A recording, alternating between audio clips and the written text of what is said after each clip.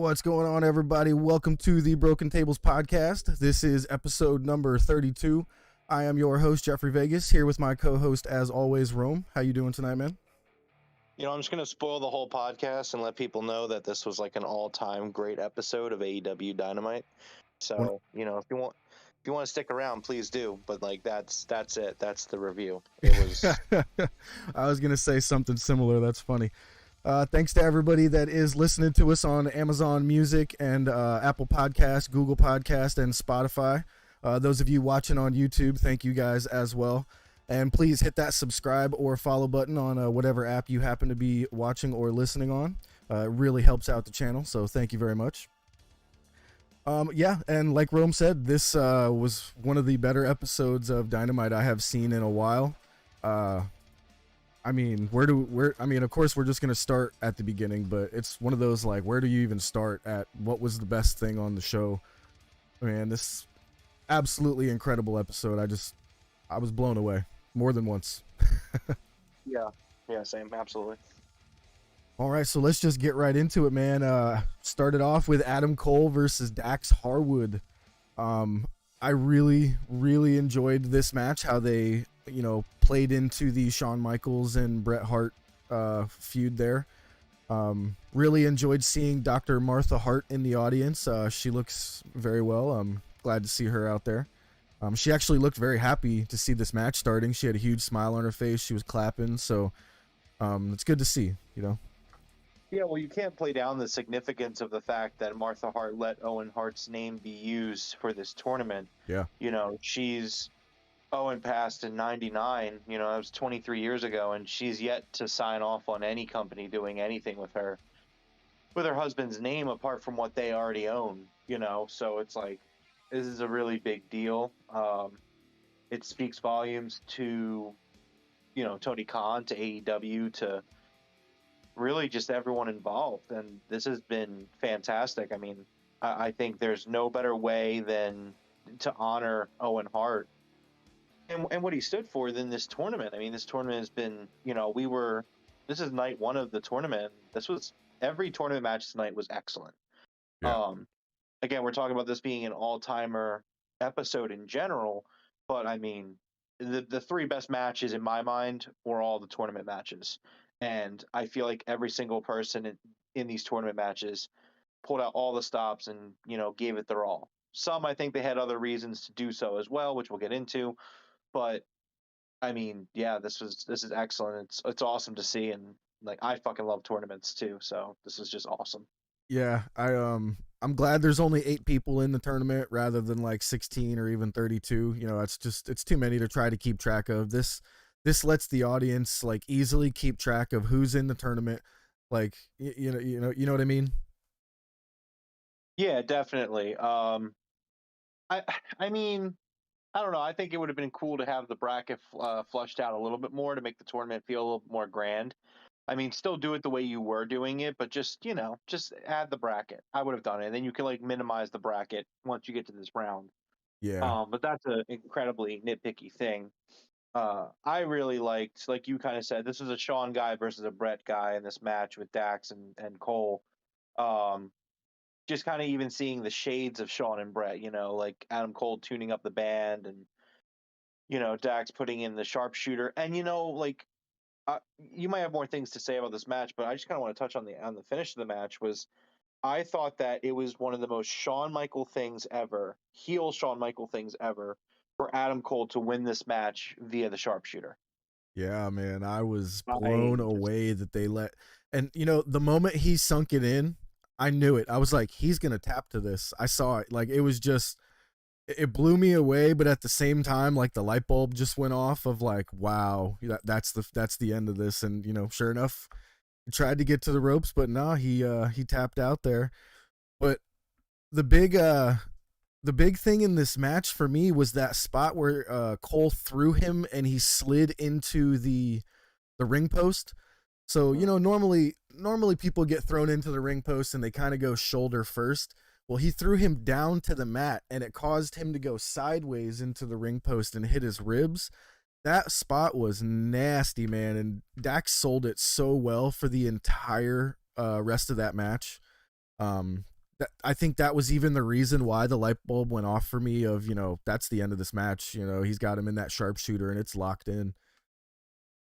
Yeah, and I don't have like the most like um photographic memory when it comes to matches, so I'm sure someone on Twitter is going to point it out. I wouldn't be surprised if that was a Sean Brett spot. I wouldn't be surprised if there was Yeah. a lot of There was a Sean few Brett of them that I spots. thought, I was like, man, I'm not sure if that was, but it, some of them caught my eye, a few of them. Yeah, definitely. But this And we was, got, yeah. I mean, I thought this was excellent. I thought that it was an excellent Sean versus Brett match. I mean, it was perfect for me. This was yeah, awesome. it was exactly what it should have been, what it needed to be. I thought it was great. We got Ryzik in the chat on YouTube says the tournament should have been 10 guys. I mean, if you kind of think about the qualifying matches, it was well more than, 8, 10, 12, even 12. I think it was like 16 or 20 when you do the qualifying matches. I guess you could have put a bracket up there, for those, but I could see it of being a 10 guy and have two people get a first round bye, something like that. Like maybe Adam Cole would have got a first round bye or something like that. That would have been interesting. Yeah, or the Jokers get the bye. Yeah, the Joker. Yeah. Yeah, I mean, like I said, I'm a big fan of tournaments, so like you could put 16 guys in this thing, and I would have been even more happy. But I mean, it's the quality of the matches is still Yeah. off the chart. So, and for the first year of the tournament, I'm glad we're keeping it quality over quantity. Maybe next year we could build it to 10, next year to 12, something like that. yeah, I would like that. Yeah.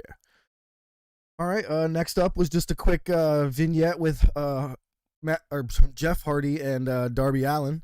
I really enjoyed how Darby Allin said there's not going to be a bunch of headlocks between me and Jeff in this match. He's like, we're going to go crazy, and it's time to get crazy. I really enjoyed that promo. Yeah, I agree with you. I thought that this was a really great kind of promise on what we were going to get tonight. I mean, last week Darby kind of cut a very calm promo saying that this was going to be special, and I think we all knew it was going to be special. But I think tonight was kind of where this promo was just kind of like a stamp on it, where it's like, hey, look, this is going to be crazy, this is going to be wild, and it's going to be no DQ. Yeah.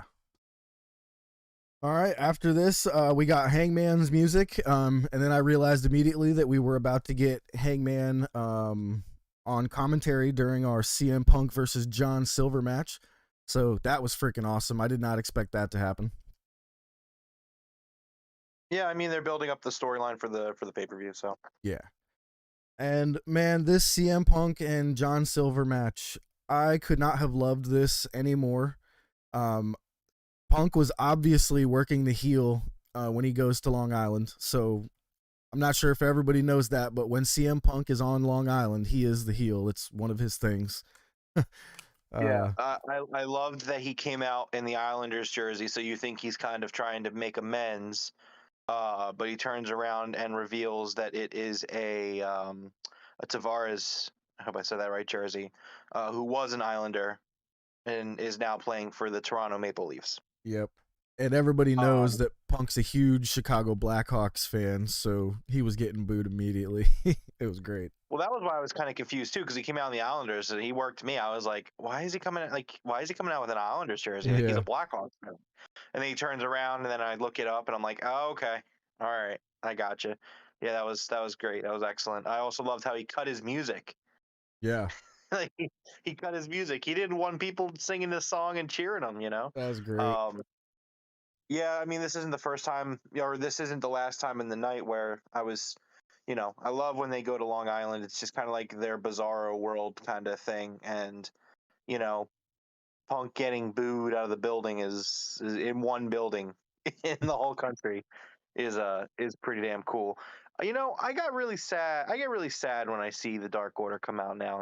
Like we talk Yep. about it, and it's just this is a great match, and I just felt sad. I'm like, okay, it's John Silver. What like it's his hometown, and he's backing up Adam Page, and he's gonna lose this match, and then we won't see him on Dynamite or Rampage probably for the next 6 months. He'll be on Elevation probably next week or the week after, though. So I Yeah. mean, you can look forward to that. I don't know, man. It's just and this doesn't take away from the night itself, from the show or the match, but it's just like, I don't know. I just get bummed out with the Dark Order. No, I totally understand what you mean. For me, when I see the Dark Order now without Stu there, it just looks odd, like there's somebody missing, or now it feels like there's one too many guys, which is kind of weird since they took one away. Yeah. I don't feel like 5 fits with them anymore. Allin Angels, no, not that he's bad or anything. I think he's great. I just don't think he fits with them anymore. I would actually enjoy if maybe him and 10 split off as a tag team, of some sort, and maybe left Evil Uno, Allin Angels, and the other guy's name is escaping me at the moment. Reynolds, yeah. Yeah, I mean, I don't know. We'll see what happens. I mean, there's not really much to talk about with the Dark Order at this point, unfortunately. No. So, but man, the finish for this match, fucking CM Punk, he's looking over at Adam Page, and he's like, he's watching. I'm gonna do it, and he does the buckshot lariat to a beautiful one. A beautiful one. Oh my God, to John Silver, and he beats John Silver 1, 2, 3, and Adam Page is pissed off and comes down to the ring to confront Punk. And like, this was an excellent promo, but it's just like the closer we get to Double or Nothing with all this promo work, like, before my heart was in it, but now my head is telling me like Punk is winning this title. Like, yeah. Like, I'm sorry, but like, you got Punk saying like he's under Adam Page's skin. He's saying, I woke up this morning and asked myself, am I a champion? Yes, I am. And just like kind of like also harkens back to his older promo work, both in AEW and prior, where he talks about asking himself, is he a good man? Now he's asking himself, is he the champion? And it's about respect for Punk. He's like, by the end of the night, whether you're conscious or not, you're going to shake my hand. You're going to respect me. Dude, that really put an image in my head. Like, it seriously put an image in my head of Punk standing over Hangman, unconscious, Punk holding the belt and like grabbing his unconscious hand and shaking his hand, dude. Like, that really put the image right into my head immediately. Yeah, I mean, it has to happen. I'm gonna say it every show. I mean, we're getting close to Double or Nothing. We got like 3 weeks at this point, but we'll say it every week. CM Punk needs to be the next AEW World Heavyweight Champion. I mean, Adam Page has been excellent and he's been awesome, but like, I need this CM Punk title reign in my life, like, now. Yeah, me too. It's time. It is time. I agree. This guy is like absolutely shown that he can still do it. Like, like, even in the prime of his life. I was actually watching. It was funny because I was watching earlier today. I was kind of like, I had some downtime at work, so I was watching Samoa Joe versus CM Punk from ROH. This was like 2005 old school or whatever. Damn. Yeah, I just like, I just got the random, like, I just wanted to see like an ROH CM Punk match, and I just chose that one. And I'm watching it, like, it was excellent. It was awesome. Both Punk and Joe were killing it. And I'm just like, man, Punk's putting on better matches in 2022 than he was in 2005. And I mean, that could also be with the guys he's working with and the talent, and just like, I don't know. That's not a knock against the match I watched today, because that match was also excellent. I don't know. He's killing it. He's killing it at the same level, if not higher, than he was in 2005. So, I mean, I don't know. And his promos have been 5-star, have been excellent. His feuds have been excellent. His matches have been excellent. He's the best in the world. Like, it's just time. Give him the belt. Yeah. Adam Page has a new baby. Go take care of the kid, man. I'm not even saying take time off. I mean, again, I'm still theorizing that he's gonna kind of get drawn into the Elite Civil War soon. Yeah, but probably. I mean, who knows? Yep. All right, so next up we had a promo with Britt Baker and Jamie Hayter. Basically, they were teasing facing each other later in the Owen Hart tournament here. So if Jamie Hayter wins her match and if Britt wins her match, they face each other next. That was an interesting little tease, but we'll we'll get to that after Jamie's match here. Next up was Danhausen's first in-ring appearance in AEW. And I don't think this went how anyone thought it was going to, but Danhausen was announced at 6'7" tall from somewhere far, far away, and over 300 pounds, weighing at over 300 pounds. I thought that was absolutely hilarious. I love Justin Roberts and how they kind of just they give the freedom to kind of say whatever on that. I love it. Yeah, well, I mean, no doubt he's working with the wrestlers on that. I'm sure that Danhausen had input on that, but yeah, I mean, this was definitely surprising. I mean, I was shocked. I mean, Tony Neese doesn't even get an entrance, so you're thinking this is going to be the typical debut. Danhausen goes in, has puts on kind of like a showcase of his moves and picks up a win here. But no, it does not happen that way. I can literally tell you the whole match from memory. He tries to curse Tony Neese. Mark Sterling distracts him. Neese knocks him down and knees him in the face twice, or even just once. He knees him in the face once. Just once. And then pins him 1, 2, 3. And that is Neese's finisher. Yeah, and I get that. Jesus. It's like, I don't want this to take away from the fact that this was an all-timer. Like, we're going to say it a lot tonight. This is an all-timer episode of Dynamite. If I had one critique, I don't know if I would have done this. I understand why they did it, and the way that it was booked was clearly to swerve the crowd. Yeah. I got worked. Because they knew. Yeah, me too. And they knew what they were doing, because even afterwards, Sterling was like, we didn't even get an entrance. Yep. Like, you guys didn't think we were going to win. And that, like, it's kind of meta, so I don't really know if I can necessarily knock it as bad booking. So, and also I think it kind of leads into what happens post-match. So, like, I don't know. At first, I didn't like it. I'm sitting on it a little bit. It's marinating with me, and I'm a little bit more okay with it, because also that's how I feel. Danhausen, it's Danhausen. You know what I mean? So it's like, yeah. I think it made sense. I mean, I think it also made sense to give Tony Neese kind of a win in this short feud, because I don't think he's going to win another match in this feud. Yeah, and when I first saw it, I didn't like it. Like, right away, I was like, my jaw was in my lap. I was sitting there like, you've got to be kidding me that they just squashed Danhausen like that. But once I kind of let it marinate, like you said, I'm more okay with it now, especially the way that they didn't give him an entrance. Dude, that swerved the shit out of me. I was like, oh, dude, Danhausen's going to have a great match with this dude, and he's going to wind up winning, but nope. And they used it to, they said it like, we didn't even get an entrance. You thought we were going to lose? Like, that got me good. I after the fact, I really actually, I enjoy where it went. But right away, I was offended. I was like, what? Yeah. It kind of reminded me, again, sitting on it as the show went on, it kind of reminded me of, last year there was a match on Dynamite. It was Orange Cassidy versus Jack Evans, and the match ended during the commercial break, picture-in-picture. Cassidy pinned him. Yeah.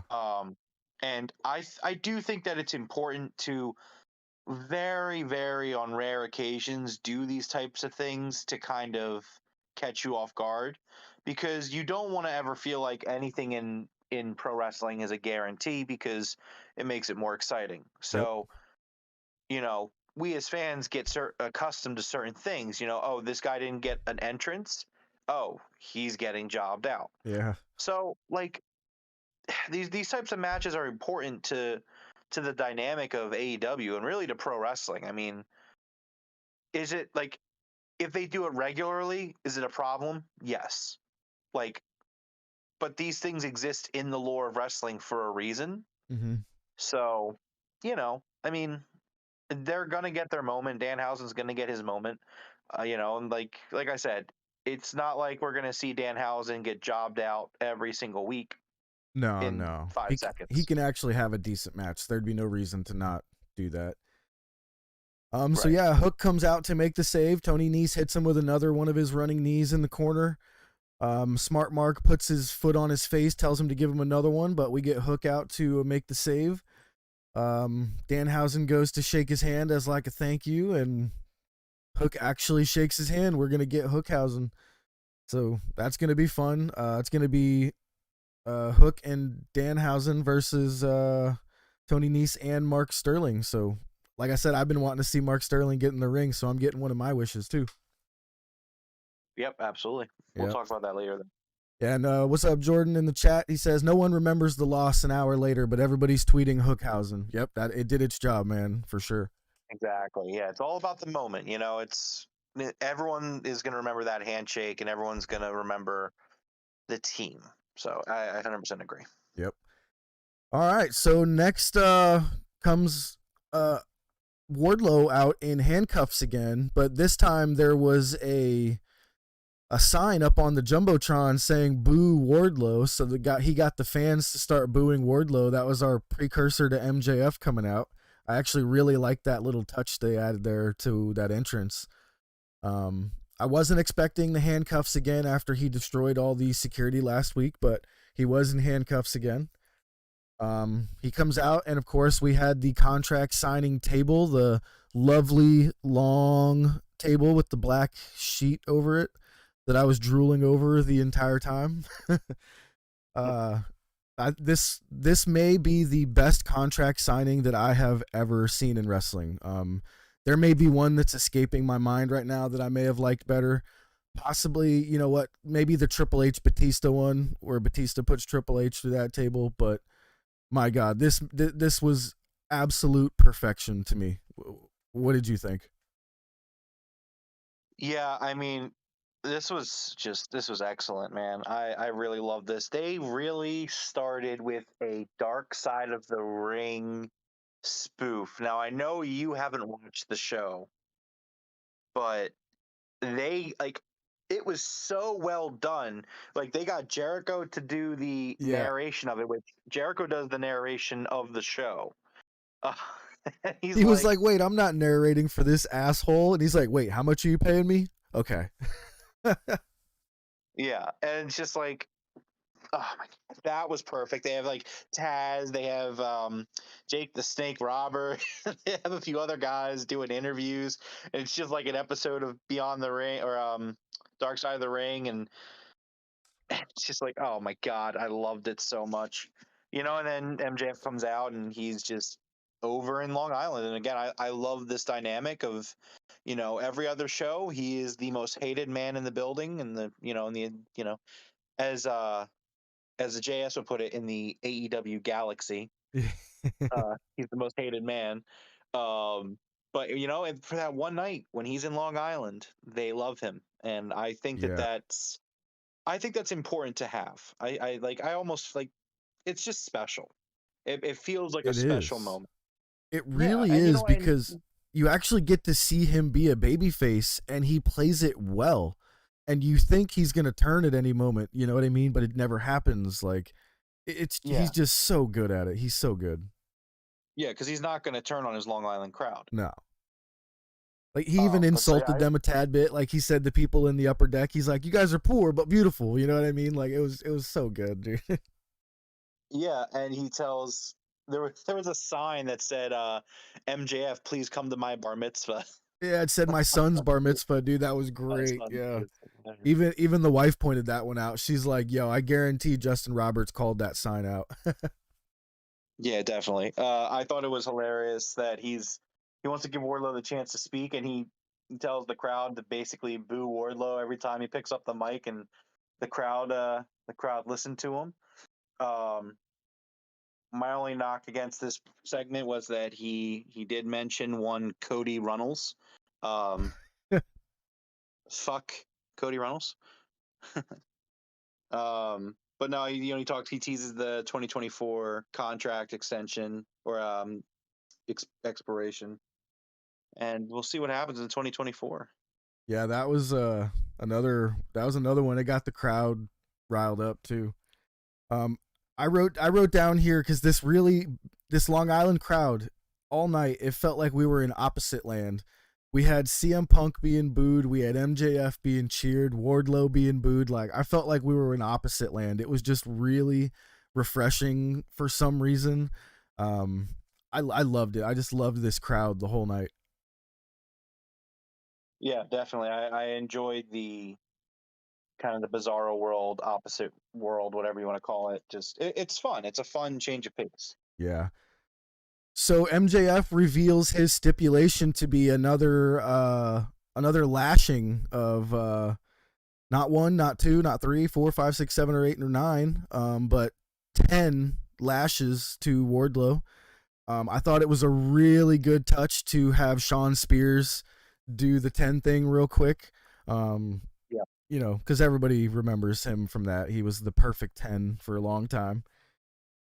Yeah, I agree. I love the touch of that.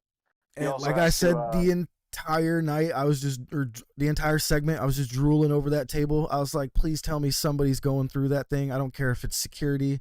I don't care if it's Spears, MJF, just please someone.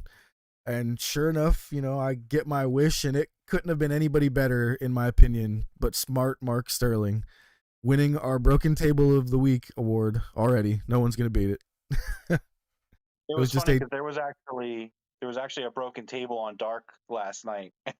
And I was going to tell you about, I don't know if you watched Dark, but if we had to, we had one yesterday. Yeah, if it came down to it, we would have had one. But this one was, I mean, a picture perfect power bomb through a table. Just absolute. Wardlow is one of my favorite things in wrestling right now. Yeah. So apart from the lashes, he also has to wrestle Shawn Spears in a cage. In a steel cage, solid steel. With MJF acting as the referee. Wardlow laughed at it, but then MJF reminded him that he is 0-2 in steel cage matches. Yeah, he's like, "What are you laughing at, dipshit? You're 0-2 in cage matches." Yeah, and so he has Wardlow go to sign the contract, and Wardlow is clearly faking it, but is unable to sign his name due to the handcuffs. That was so good. So MJF says, I'm getting sick of this guy. Can you just take the handcuffs off so he can sign the goddamn contract? The crowd like gasps. Shawn Spears like, I don't know if you want to do this. And MJF's like, look, I got it. We're in Long Island. I have control of the situation. We're doing it. Yeah. And so he takes off the handcuffs. He signs the contract, and then immediately destroys all the security guards. MJF's freak out was pretty awesome here too. And then, like you said, Broken Table of the Week, he puts Mark Sterling through the table, and we're getting closer to this match. He also says that the last stipulation of the contract is if he loses to MJF at Double or Nothing, he will never be allowed to sign any contracts with AEW ever. Yeah, now that was my only gripe with this entire segment, if that's even the right word. It's not a big deal to me, but I feel like that gives away the ending of the match, you know what I mean? Because how would this ever wind up ending with Wardlow not being able to sign with AEW, you know what I mean? Right. But just this whole thing, this was my favorite contract signing almost ever. Absolutely perfect for me. Yeah. All right, so next up was a quick Samoa Joe promo talking about he's facing the Joker. Is that right? Yeah, he's facing the Joker, and it was Sanjay Dutt and Jay Lethal saying, it's not us, it's not Satnam Singh. Now, one thing that was weird to me, but it's probably nothing, is Joe said, your gargantuan friend or whatever, but he was talking about Satnam Singh. But it just immediately made me think of Johnny Gargano because of the word gargantuan, Gargano, you know what I mean? Yeah, I'm a little concerned because unless I heard incorrectly, at no point does Sanjay Dutt say that he is not the Joker. Ugh. They say Jay Lethal is not the Joker, and they say Satnam Singh is not the Joker, but I don't believe I heard Sanjay Dutt say he was not the Joker. And like this is kind of a spoiled AEW fan type thing, but Sanjay Dutt being the Joker would be a little underwhelming. I would rather them just very underwhelming for me. I would rather Sanjay Dutt just make the tournament and face Joe regularly. So I mean, we'll see what happens. it's not enough to like sour the entire, the night or even the tournament. But it would be kind of an underwhelming thing. I still think that Kenny Omega returning would be great. I think Gargano would be great. I think Claudio Yeah. would be great. Those are the three picks I would go with. But we'll see what happens. But yeah, watching that promo, it stuck out to me that at no point does anyone say that Sanjay Dutt is not the Joker. Yeah, I would be seriously disappointed if it was him. I used to watch that dude wrestle like 20 years ago, and to me, it's not like he's one of those like legends that I want to see wrestle again. So I'm just like, keep him in Ring of Honor. Please, I do hope that's not who it is for the Joker, but we'll see. Next up was Jungle Boy versus the FTW champion Ricky Starks for the FTW championship. Taz joined in on commentary. I love Taz on commentary. He's an absolute national treasure. Both of these guys are just incredible in the ring, man. I can't wait till they're both, in their late 20s or early 30s and just ruling the world of wrestling, Yeah, I mean, we're getting really close to a point where Starks is gonna have to be a babyface, Yeah. in my opinion. I mean, we're reaching those levels where it's really hard to hate the guy. I mean, he's just really charismatic and he kills it in the ring. And it kind of reminds me. I'm not even his biggest fan, but it does remind me kind of like a young Rock, kind Yep, of, absolutely. where it was like it got to a point where like people just didn't want to boo the Rock, so they had to turn him face. Yeah. And No, that's kind of what I think of when I think of Ricky Starks. It's just the guy's super talented and, great talker and just so charismatic, and just, I don't know. yeah, They can't keep him heel for much longer, in my opinion. it's funny that you mentioned how he kind of compares to The Rock right now. When he first had shown up, people were saying that, and I was like, I don't see that at all. What are you talking about? And all of a sudden, over these past, I would say I guess like 3 to 6 months, it's just emerged, and I just noticed it one day, and I was like, wow, he does have the feeling of like that old school Rocky Maivia, before he became like The Rock, you know. Yeah, it was when he came back from his neck injury. That was really kind of for me when it took off. Yeah, yeah. Both these guys pulled off a whole bunch of rope spots. They're flipping and flying, all that stuff. So Starks grabs his FTW title to try and use it in the match, and we get Swerve coming out. I immediately knew this was not going to go well.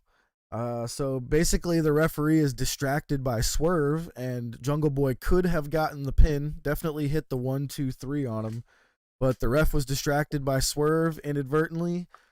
We get Starks come in. He hits Jungle Boy with the Rochambeau from behind and gets the win. So we got all kinds of people angry at each other in this one, huh? Yeah, I mean, I feel like we're setting up for some sort of three-way tag match for the titles, and Yep. we just kind of did that. But I mean, I'm down for it again. Or maybe we have like a number one contender match leading up to the titles, possibly. But yeah, no, this is a really great match with a really interesting ending or a post match, if you would. A lot of talent there, and every single guy there's super talented, and whatever we're gonna get, it's gonna be awesome. More teases coming that that Christian breakup is coming. Part of me wonders, kind of based off how it was framed, maybe Jungle Boy will be the one to turn on Christian. I don't see that. I mean, yeah, I think they're gonna try to swerve us possibly if they do it like that, but I don't really see that happening, but it could definitely happen. Well, I don't know, because it's just, and I know it doesn't really make too much sense, but I don't know. It's just something about it. Like, it felt a little too on the nose with Christian. You know what I mean? Yeah. Where it was just like he's like standing there, and like the camera work was really good, and goes over to Jungle Boy and gives him a hug and tells him it's okay, but I don't know. It felt really on the nose for this tease with Christian. My And only thing so would be thinking like, how would Jungle Boy be as a heel? And I just don't know if he's ready for that yet. I don't know if it would work either, but I mean, at the same time, I'm also kind of future booking. I'd like if CM Punk wins this title, I want to figure out who he's going to be defending his title against, and I think a heel Jungle Boy could be an interesting challenge. You know what would be cool? We could probably go over this another time, but if Punk ran through his entire run of who he's faced already, if he gets the title, go back and do them all one by one again. I don't know if I would retread, especially when there's guys that he still hasn't faced. Yeah, I guess so. I get what you're saying, though. I definitely think that there's some opportunities there to do some rematches. I don't know if I would do all of them. You got Darby Allin, you got Jungle Boy, you got quite a few of the good ones. Did he face Jungle Boy? I think he did. I thought that was like his second match after. Not sure. You might be right, but I'm not 100% sure on that. Me neither, but we'll see. I don't know. Regardless, the swerve feels like it's coming, and yeah. Again, I'm not like 100% sold that it would be Jungle Boy turning on them, but it just seemed a little. I don't know. Like I just got like this weird moment where I was like, could it be Jungle Boy? Hey, I wouldn't see it coming, and it would definitely be an enjoyable swerve for me. So we'll see. All right, next up was the Jericho Appreciation Society Victory Speech. I was very interested to see what this was going to be here, and turns out there's a podium and everything, so I love this. We started off with Cool Hand Angelo talking about the AEW Galaxy. That's one of my favorite things right now because I hate that whole WWE universe shit. Daddy Magic gets on the mic next. He is always an absolute pleasure on the mic. I love that guy. And Jericho's a wizard. That's pretty much what we got from Jericho. Hey, it's like you're just going to completely kind of breeze over the fact that Matt Menard said that, what turns me on? What makes my nipples hard? This is a quote. This is not me ad-libbing.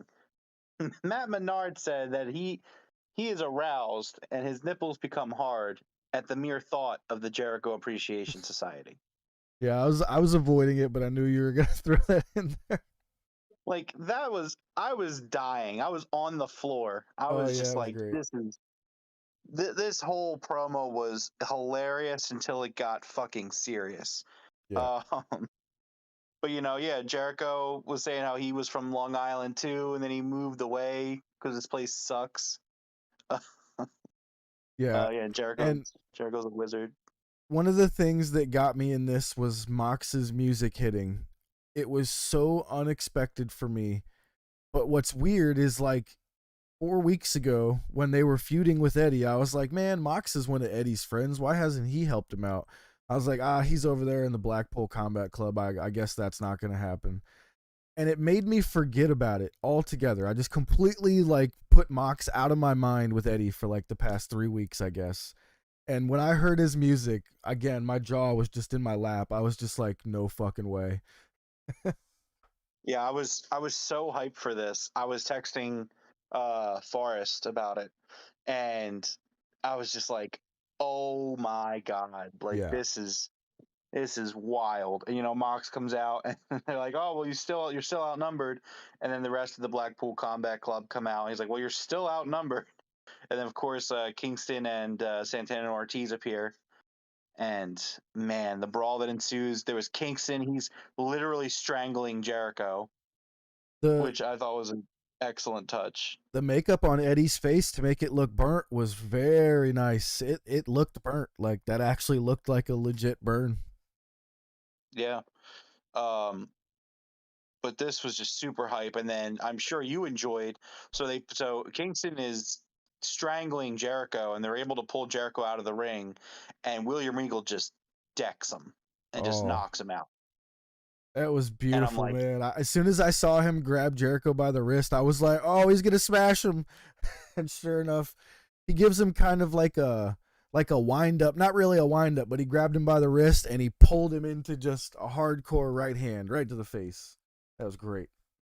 Yeah, and I love that this gimmick, this feud is just pro wrestlers versus sports entertainers. Yep. But like I said, I would have never expected the Blackpool Combat Club to come out here. If you would ask me who's going to come help Santana and Ortiz, This probably would have been some of the last guys that I would have picked. It was great. Yeah, this is excellent. This is an all timer. Yep, Just absolutely. gonna say it again. Quick Serena Deeb package for her versus Thunder Rosa. We had Dustin Rhodes, talking about how he is Thunder Rosa's trainer. It's a nice little package promoting their next match. I'd like to see a little bit more of face-to-face promos with these ladies, but this did its job. It was nice. Yep. Thought it was a good little segment, little promo. Yeah, not bad at all. Next up, we had the match for the Owen Hart the Owen Hart tournament. Toni Storm versus Jamie Hayter. I know a lot of people were super hyped for this match, and I thought it delivered very well. I thought both these ladies looked great in their entrances. They both got full entrances, got a chance to look, awesome walking down the aisle there. This was great. I really enjoyed everything about this match. Just a little bit of breaking news. Kota Ibushi was fired from New Japan or from Japan. I think he's New Japan, right? I think he is in the one that Kenny had a agreement with DDT. Is it DDT? Yeah. So he's done with. It is New Japan. I'm sorry. Yeah. It's New I don't know why I Japan. said Okay. that. Yeah, it is New Japan. There was some stuff coming out earlier this week about him being mistreated and stuff like that. So maybe it might be a translation issue, whether he was actually like fired or quit. But yep, I think he tweeted like 40 minutes ago that he was fired. Wow. Okay. That's interesting. That might affect the pay-per-view there for Forbidden Door. I mean, it obviously will affect it because he was almost for sure going to be on the card. Yeah, I'm sure the Fed bots are going to be like, "Oh, Ibushi's going to go to the Fed." I'm like, what if he goes to AEW and he can still be on the card as an AEW wrestler? He could. I don't think he would go to that show, but I mean, I could see it. I could see him coming to AEW. Yeah, for sure. Bring back the golden lovers of the Golden Elite.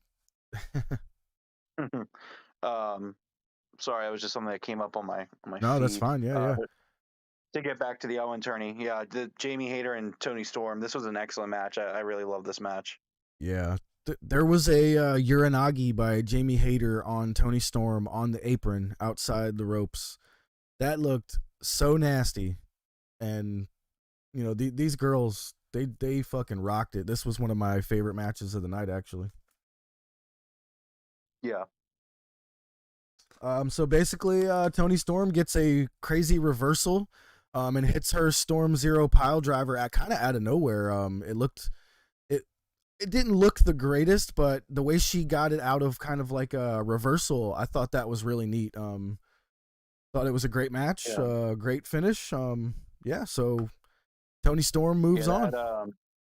That ending segment was dope. I love that sequence. It was so fast and it was so just like lightning quick that like once we got there, like it does end up with her finisher, and yeah, it was awesome. Yeah, absolutely.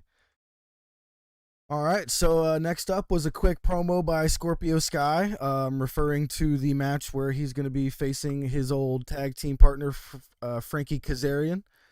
I did like how he said SCU later. That was kind of cool. Then we got a promo by Frankie Kazarian talking about his match, and how he was friends with Scorpio. So I'm only hyped to see this match because I was a big SCU fan. Other than that, it is what it is. I don't think Scorpio's losing this title anytime soon, especially the way he said, this isn't going to go back and forth between a bunch of people. But we'll see. Yeah, I thought it was kind of funny. I wonder if it was intentional, and if it was, it really fits the douchiness of Sammy Guevara, where Scorpio says SCU later or SCU there, clearly a playoff SCU, and then not like a minute later, Sammy Guevara says the same thing to Kazarian. And I'm like, I really hope that was planned, because it's like, that seems so douchey, because you could just see Sammy Guevara standing there watching that promo and then going to confront Kazarian and just literally stealing Scorpio's line. It's just it really would complete the douchebagginess of Sammy Guevara if he's like just stealing people's jokes. Yeah, and maybe they didn't tell him that it was in the package or something. Well, I'm just saying, I'm hoping that he knew it was there and he did it on purpose. But I also loved Kazarian screaming, "Your vlog sucks." Yeah. I got a kick out of that. Yeah, that was a good one. All right, back to the Kota Ibushi thing real quick. So a translation of another tweet that I just found here from Kota himself says, "I'm really calm and collected. I don't know what makes me officially fired, but saying it via text message shows Kikuchi's personality and the president's instruction." He's like, "There's too many other things to talk about, but you'll know about it soon. The truth can't be concealed." So he's essentially like, I don't know what makes me officially fired, but okay, is essentially what he's saying. So, and they kind of revealed it via Twitter. That's kind of, we'll see. Yeah, there's definitely some drama going on over there in New Japan. Yeah. All right, so next up was our main event, Jeff Hardy versus Darby Allin. And holy shit, did this match deliver, man. I had a few reservations about this match. I was a little worried. The last couple Jeff Hardy matches I had seen, he looked a little bit slow, like maybe possibly injured or just kind of hurting all around, like he was just in pain or something. But man, this match was unbelievable. There's so many spots that I want to talk about, but the chairs where Darby Allin sets up those 8 chairs out there. That was one of the craziest things I've ever seen.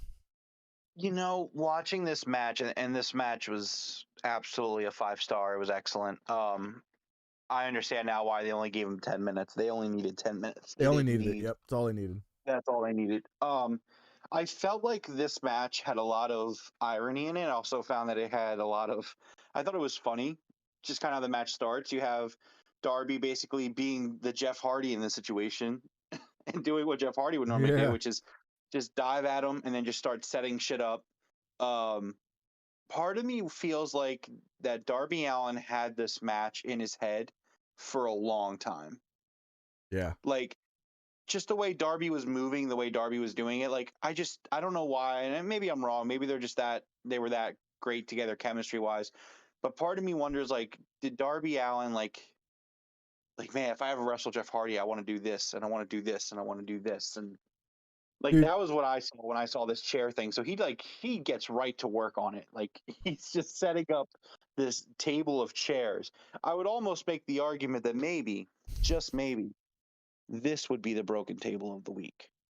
Didn't break though, man. He fucking landed with a thud. I don't know. Those chairs, man, they did not they didn't hold up, that's for sure.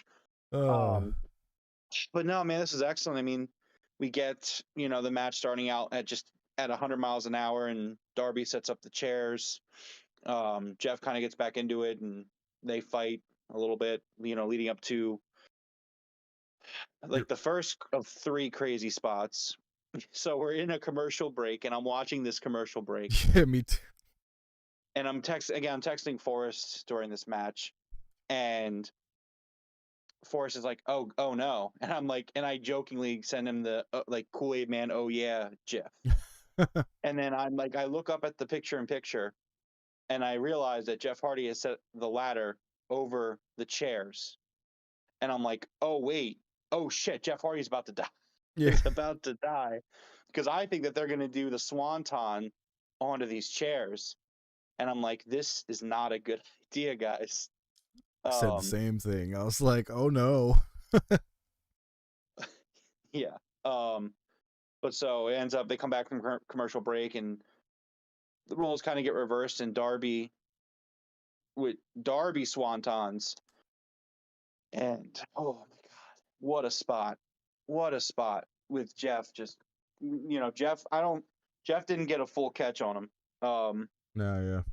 I think Darby kind of sailed a little to the right. I think that was kind of what happened. Me watching it, that's kind of my call on it. More so that Jeff didn't catch him. I think it was more so Darby sailed a little too much to the right. Yeah. But Darby comes plummeting down onto Jeff and onto the chairs, and he lands very nastily on some of those chairs. I mean, he just went bam, thud. Oh, that was one of the most wicked spots I have ever seen. I mean, and I've seen a lot of Jeff Hardy matches. I've seen a lot of ECW stuff. You know, without landing on other weird stuff, that was nasty, man. I don't know. I don't even know how to describe it. Yeah, and you know what the crazy thing was? They weren't even done. They weren't even done at that point Nope. because you could have done that spot and then go into the ring and do a little sequence and call it a night. Yeah. They didn't do that. So after that, Jeff and Darby gets Jeff on the apron, and Darby goes to do the coffin drop, and Jeff moves out of the way. Darby just coffin drops the apron from the top turnbuckle. Oh. And like you could hear it. The camera got up in his face, and you could hear he was out of breath. Like the wind was knocked out of him there. Oh yeah. You could audibly hear it on TV. Like you could hear his breathing not happening properly. Yeah, it was brutal. It was absolutely insane. And you know, sorry, go ahead.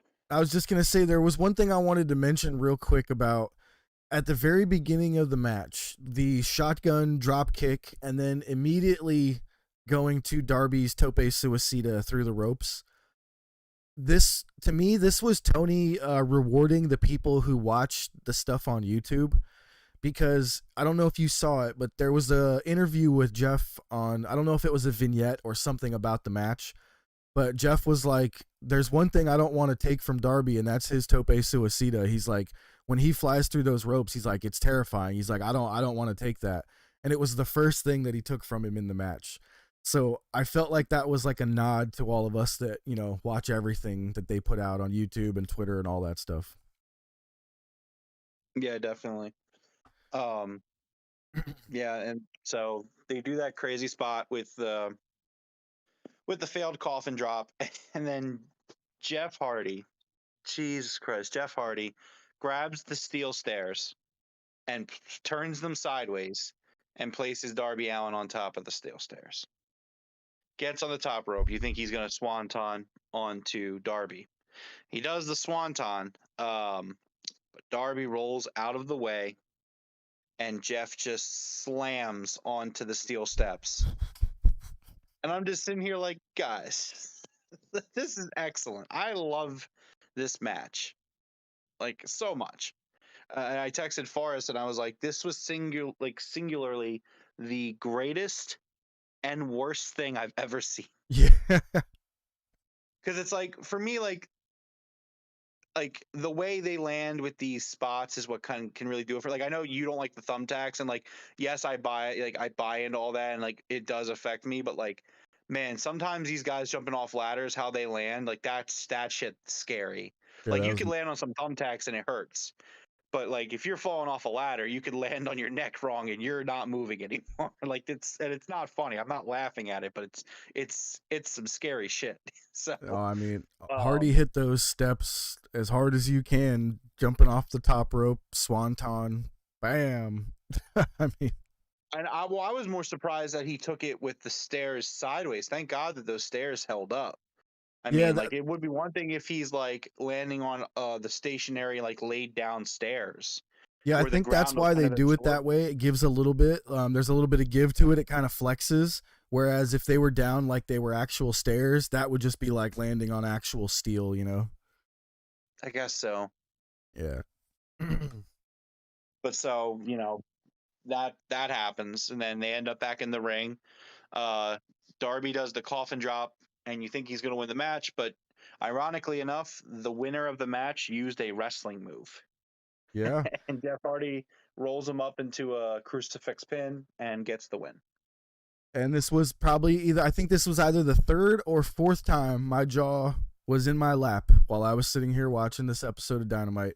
I was absolutely shocked that Jeff Hardy got this roll-up pin here. He literally just taken the coffin drop. They count 1, 2, and boom, there he goes with the roll-up of the crucifix pin. I thought this was an excellent finish to the match. The only problem I had with it is he didn't sell the coffin drop very much after he gets his pin, but that's just nitpicking. I thought this was absolutely great. Well, see, I think he does still sell the coffin drop because it's a roll up. It's not like he stands up and hits him with the twist of fate and goes for the No, pin. yeah, yeah. He just rolls a little bit. You know what I mean? You can still be in pain and just roll Well, on the floor. I meant how immediately after he gets the pin win, he stands up. He sells it for a second, but he kind of gets up and celebrates. A little too soon for me. That's all. That was just a very nitpicky thing. Nothing big. I guess so. I would make the devil's advocate argument that the man once jumped off of the Titantron and got True. up. So I True. like I don't know. Like, I mean, yeah, I guess you are correct theoretically, but at the same time, like, should the coffin drop even affect Jeffrey Hardy? True. I'm just saying. No, but that was great. I loved the finish to this. The Bucks came out. Adam Cole came out. We had a stare down with it was kind of like the Bucks were staring down both the Hardys, and then Cole was staring down just Jeff, right? Um, yeah, I guess so. It just seemed like the whole elite was staring down Yeah. the Hardys in general. I mean, yeah. Jeff's getting it two ways though. Well, yeah. All right, so that wraps up an absolutely excellent episode of Dynamite. A 5 out of 5 episode if I've ever seen one. I honestly Yes, didn't I have agree. much that I didn't enjoy other than the Danhausen segment, which, like we said, now that we've got it marinated, I think it was still great. Great episode. Yeah, like I said, I think 5 times tonight. This was an all timer. Yeah. This is one of those episodes. Whenever the Dynamite catalog library, whatever you want to call it, becomes available, like this is one of those episodes that people are going to go back on. I mean, me personally, I'm going to go back and watch it all over again. But this is one of those like episodes where it's like 5 years from now, people are like, "Oh, what were the best Dynamite episodes?" Like, this is really good. This was Yeah.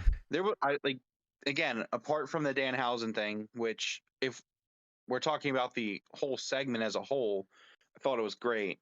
Um, like this is like everything was a hit tonight. All the matches were awesome. We had a tournament. We had excellent promos, excellent segments. We're inching closer to Double or Nothing, and it's starting to take shape in front of our eyes. Yeah, absolutely. What do you got for us for Rampage this week? All right. Well, we have firstly, I just want to kind of confirm for anyone who didn't hear it earlier today, it was kind of confirmed at the show tonight. Tony Khan let the Long Island crowd know that they will be back at Arthur Ashe Stadium for Grand Slam this year. Oh yeah. So that's really exciting. Um, Rampage, we have at a special start time again of 5:30. So please make sure everyone except for Jeff is watching at 5:30. I will be watching at 5:30. Well, don't get me wrong, I'll be watching, but I'll be working at the same time. But so we have the Owen Hart Foundation Women's Tournament quarterfinal match of Riho versus Ruby Soho. Yeah. Like, that's going to be really good. That's In gonna be fact, very Twitter good. has already said that this match has already happened, and Twitter said that this match was really good. That I Nice. did see. We will hear from Jade Cargill and the Baddies. Okay. We are going to get the TNT Championship match of Scorpio Sky defending his title against Frankie Kazarian. Okay. We're going to get a trios match, the Death Triangle versus the Butcher, the Blade, and Mark Quinn. Okay. That's interesting. We're going to get Sean Spears versus Bear Boulder. I love those guys. Bear Country. Yeah, well, it's probably going to be a tune-up for Spears because he's going to be wrestling Wardlow in a steel cage pretty soon. Yes. It's gonna be amazing. Yes. We have just to run through a quick little the confirmation so far, Double or Nothing card. We have 3 matches confirmed after tonight. We have and in the buy-in, Hookhausen versus Tony Neese and Smart Mark Sterling. Now, not only this is Danhausen's second match. This is Mark Sterling's first, or no, his second match in AEW. So that's exciting. But I don't know if you saw it during the show. So obviously Sterling got put through a table tonight by Wardlow, if you recall. Sure It do. was announced, so this match gets announced, and Mark Sterling's on Twitter saying like, wait, what fan created this graphic? Like, and he didn't believe it. He's like, this isn't real. This isn't real. And then he tweeted, oh God, or so, like, it was like, oh no, it's real. So he is not very happy about this match being announced. That's funny because I was actually thinking like, is he gonna sell like his ribs or something after getting put through that table? Is he gonna sell that in this other match? I think that would be a great crossover of storylines. I don't know, but he tweeted at Sean Ross Sapp and he said, "I'm not doing well right now. Can you report on that?" It was funny. Oh, that's good. The other two matches we have so far confirmed for Double or Nothing is the women's title match, Thunder Rosa defending against Serena Deeb, and obviously we have the World Heavyweight Championship match of Hangman Page defending against the best in the world, the second city savior, the voice of the voiceless, one Phillip Brooks, CM Punk. Yes. He has to win it. I'm sorry, he has to win it. I don't care how obnoxious I sound. I don't care. He's gonna win it. That's what it is. I agree 100%. I'll be disappointed if he doesn't win. Yeah. Dynamite next week. Super stacked, by the way. So we got Jericho and William Regal will have a face-to-face confrontation. Whoa. And in the Okay. background, you see all of the JAS, Kingston, Santana, Ortiz, and the Blackpool Combat Club. Everybody is in the background. Admittedly, I don't see Wheeler Yuta on the graphic. So my prediction is that we're going to get the 5v5 and Yuta's going to sit it out. Yuta's going to be in Japan here very soon for the Super Juniors, so that's probably where he's going to be.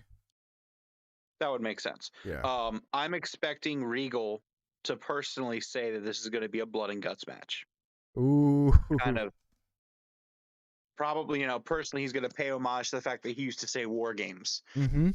It's like, this is going to be a blood. That's what we've been waiting match. for. Oh, I can't wait for that. That's going to be awesome. Yeah, so we're gonna get that moment probably on Wednesday.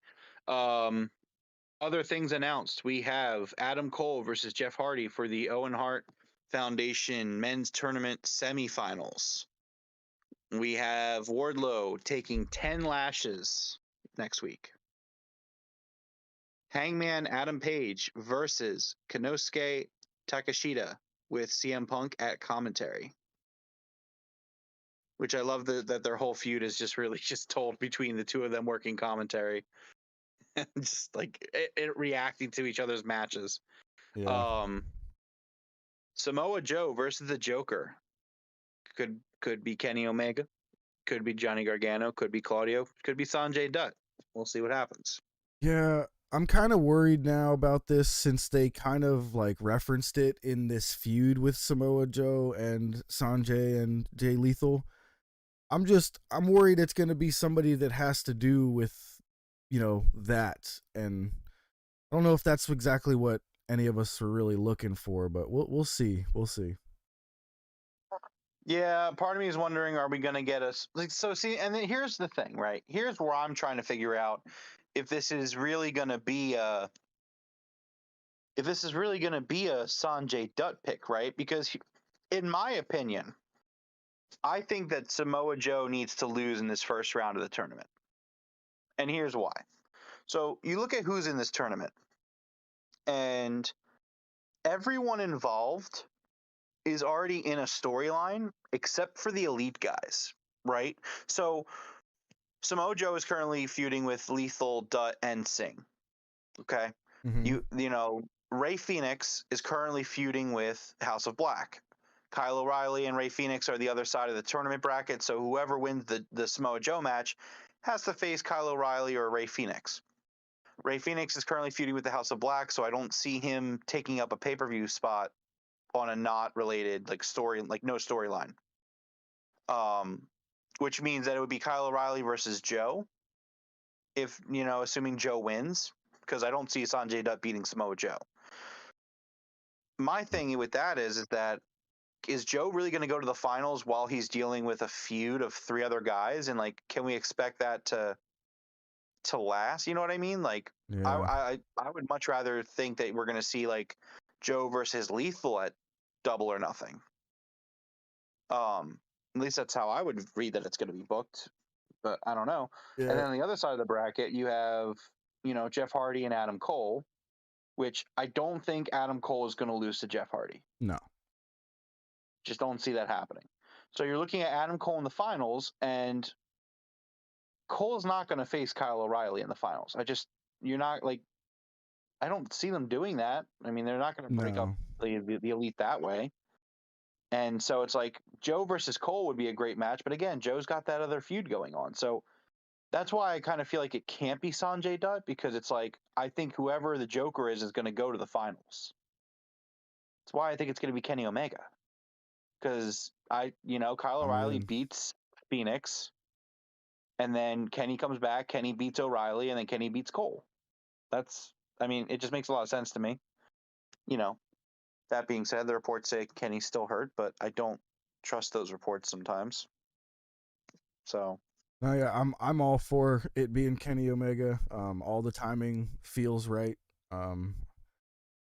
Yeah, to me, everything lines up as long as he's healthy. I don't want him to rush back, but everything seems to be lining up for me. Yep.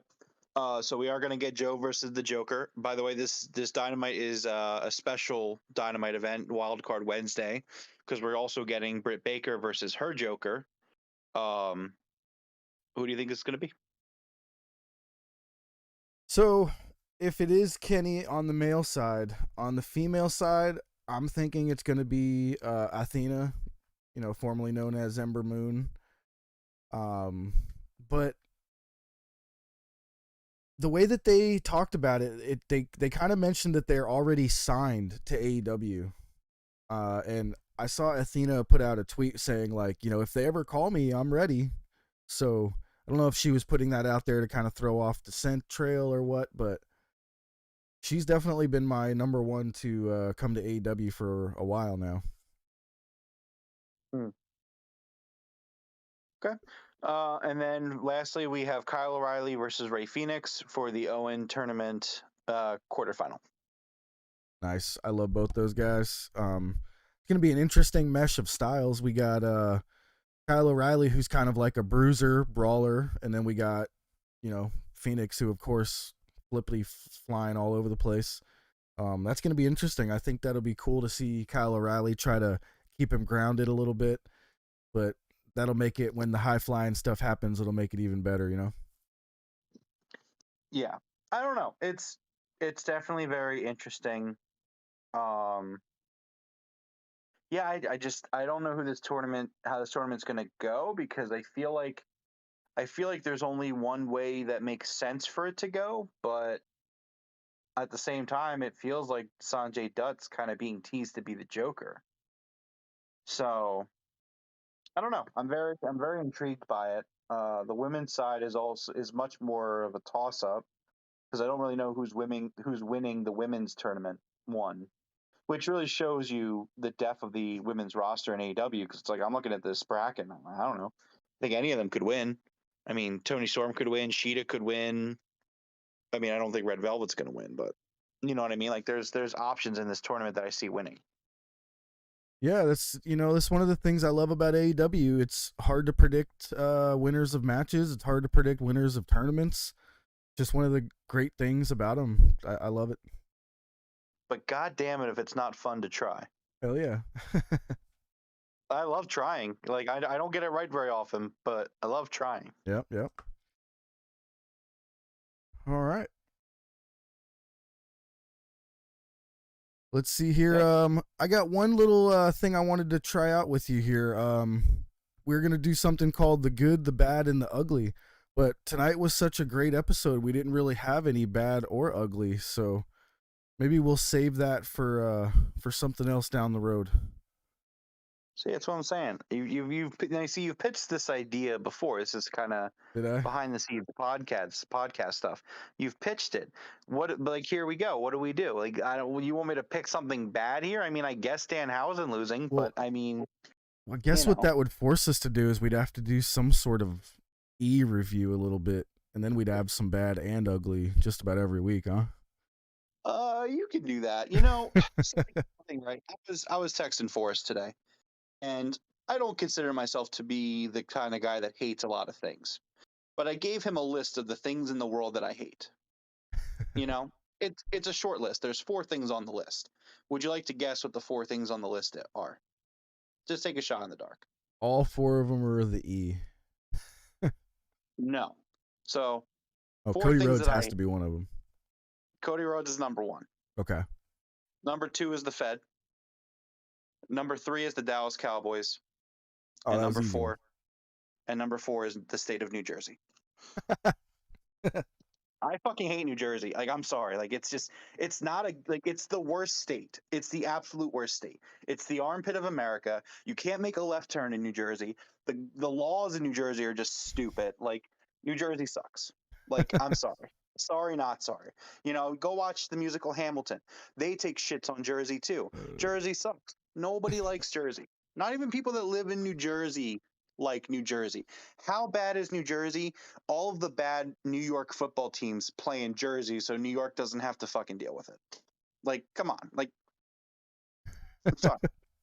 New Jersey, worst state. Apologize to am I wrong? Apologize to our listeners in New Jersey. Look, I get it, all right? I understand that I'm going into business for myself here. I'm a little bit of a heel right now, but like, Jersey sucks. Yeah, like, I'm there with you, man. I don't like going there very often. If I was a pro wrestler, right, and I was cutting, like, I would be like CM Punk in Long Island whenever I was in Jersey. Like, I don't care if I'm the biggest baby face in the world. When I go to anywhere in New Jersey, fuck New Jersey. You know, Camden sucks. Newark sucks. You know, like, what do you want me to say? It sucks. And there's actually 2 bridges out of Philly that lead into New Jersey, and it's very easy if you're not familiar with your surroundings to accidentally take both of these bridges. And I've done it to each of them when I first moved here. And the moment you realize, you're like, wait a minute, I'm on a bridge and I can't turn around, and this is going to New Jersey. You're just like, oh no. Yep. And then you're in New Jersey, and then it starts raining, and you're miserable. And then you have to pay a toll to get out of Jersey because they won't pay you to come into Jersey, but you got to pay to leave because that's how they get you. Like, I had to pay $5 just to take that bridge back over to Philly. I was like, I just accidentally came over here. She's like, I don't care. They don't care because they know. They know you don't want to be in New Jersey. No, again, nobody wants to be in New Jersey. Yeah, it's the worst state. Like, I understand that Florida kind of sucks, but at least Florida has Disney World, you know what I mean? And like, every other state has its problems, but it also has like good stuff.